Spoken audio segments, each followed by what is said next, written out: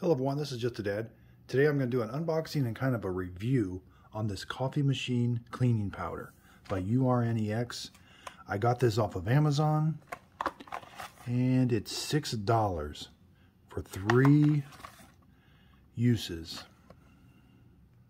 So it claims to be okay for Keurig machines, like single, serve K-cup machines, and a normal coffee maker,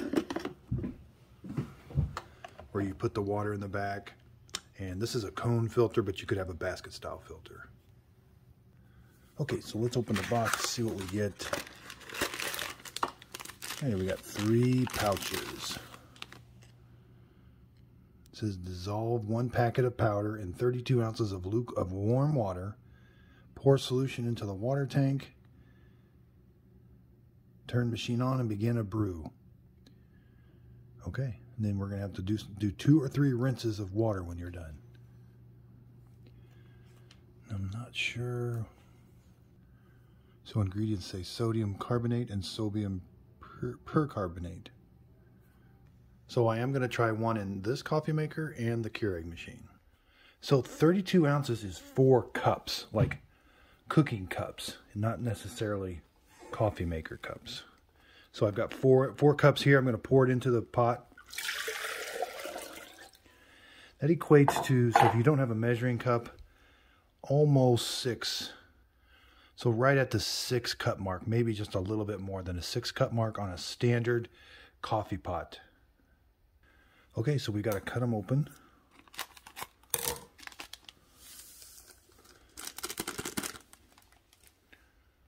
So it's got kind of a blue tint and it dissolves pretty quick. Okay.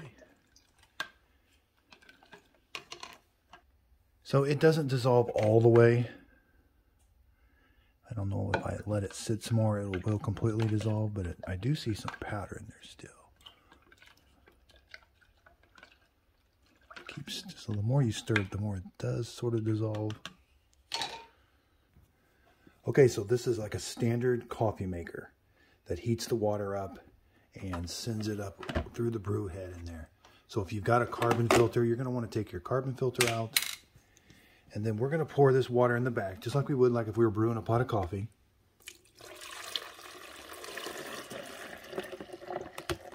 Okay. Now we're going to make sure we don't have any filter or coffee grounds in here.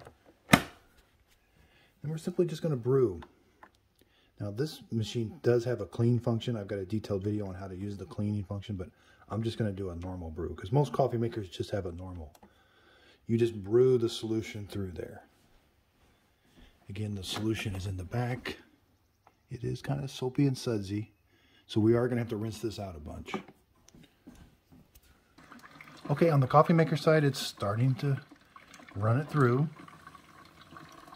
So I'm going to mix up another batch for the Keurig machine. Again, 4 cups of really hot water. And we're going to cut it open. And put it in there. And stir it up. It does turn kind of like a light blue. Okay, so the coffee maker is doing a really good job. So I poured it into the Keurig machine. As you can see, it's pretty well dissolved. I don't see any particles. Make sure you don't have any, you got to have this bottom needle basket in. No Keurig K-cup. Turn your machine on. And we're going to do a bunch of the bigger size brews until the add water light comes on. Okay, so the coffee maker side is finishing up. Again, a lot of steam coming out.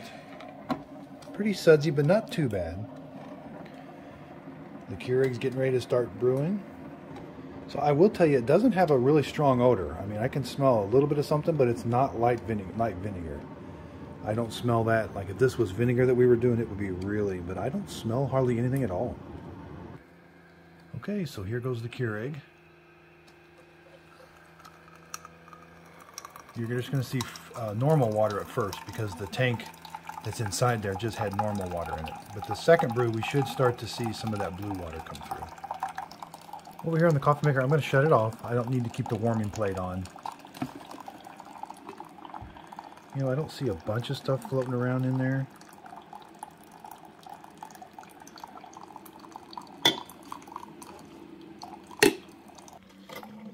So over here on the Keurig, so now this was just clean water because that's what was held inside the tank there to begin with.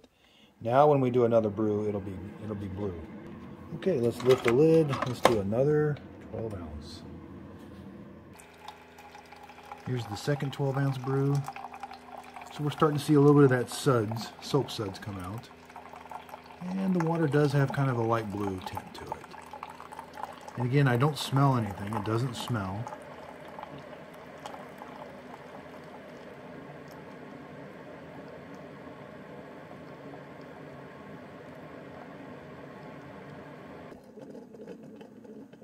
Okay.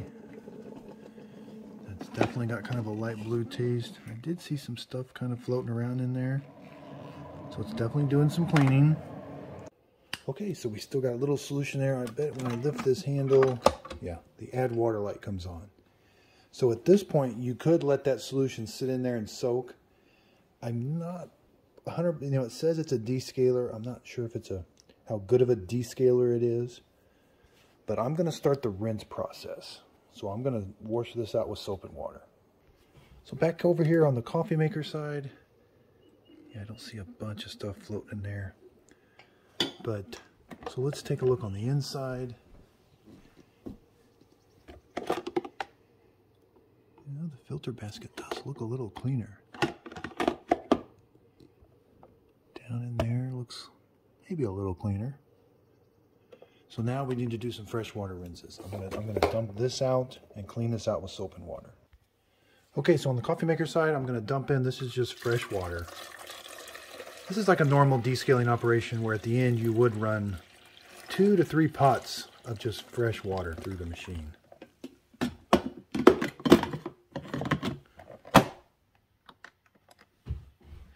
And over here, we're gonna run now, I filled this up with water. We're gonna run this whole thing through here to kind of clean it out. So in this video, I'm doing this brand. I'm going to do another video right after this one with this A-Fresh. This has a lot of reviews on Amazon. And then I'm gearing up for a big review of about 10 different descaling solutions. I am going to include these in that video. I'll be doing the Keurig descaling solution and several that they sell on Amazon and Walmart. Okay, so the Keurig still had some of that blue stuff in there. We're going to keep doing the rinsing. Again, nothing too drastic in there.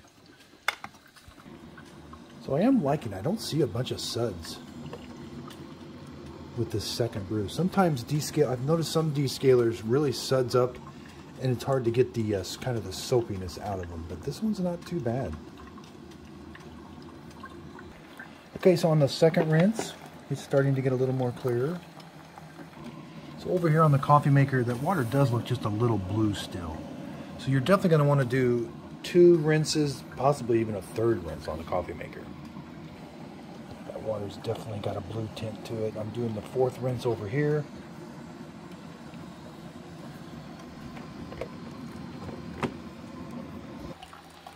So on the Keurig, this is the 4th rinse. It's still a little sudsy. I'm definitely going to fill the water reservoir up. I'm going to do another complete reservoir through it.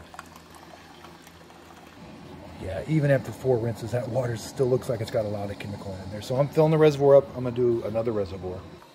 Okay, so even on the 6th cup, it seems like it's still got a little bit of residue. That's kind of why I like using the Keurig descaling solution. It is a little more expensive. It's $6 each time you want to descale it, where this is $2. But with the Keurig, you don't get that. This thing would probably be clean by now, but I am getting still quite a bit of soap residue from the descaler. And that's okay, we just got to do a few more rinses, that's all. On the coffee maker side, there does seem to be quite a bit of stuff. This is the freshwater rinse.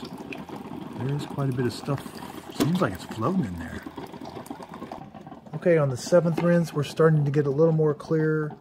Again, I'm gonna probably do another water reservoir. Okay, so on the Keurig, we're starting to get pretty clean. So I did about 2.5 reservoirs through the machine, and it's pretty well cleaned up now. This Keurig machine wasn't in too bad a shape, but this was an older coffee maker that I've had descaled in the past, but it was in pretty rough shape, this one. So the thing that's baffling me is there is stuff floating around in this. It's like a clear stuff floating in there. I'm not sure what it is. It must have been inside the coffee maker still. You can't really see it. I dumped some of the water on a plate. You really can't see it. You can't even see it in a bowl. But I would definitely say that it cleaned a little bit more than a standard. So I had been descaling this, but it's definitely doing something else inside there that's getting stuff out. So I want you to see, if you remember earlier on, this had a bunch of brown staining on it, and I should have taken a better close-up view, but it actually cleaned this filter basket really well. So I don't know if it's that big of a deal of a descaler as much of it as it is like the coffee stain, the oils, the coffee staining. I think it does more of a good job than that.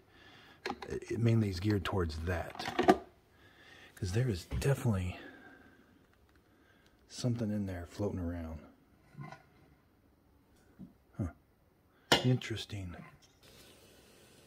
So I was a little skeptical of this about using it in a Keurig machine, but I wouldn't be afraid of using. I didn't sense anything going wrong inside when it was used inside a Keurig machine.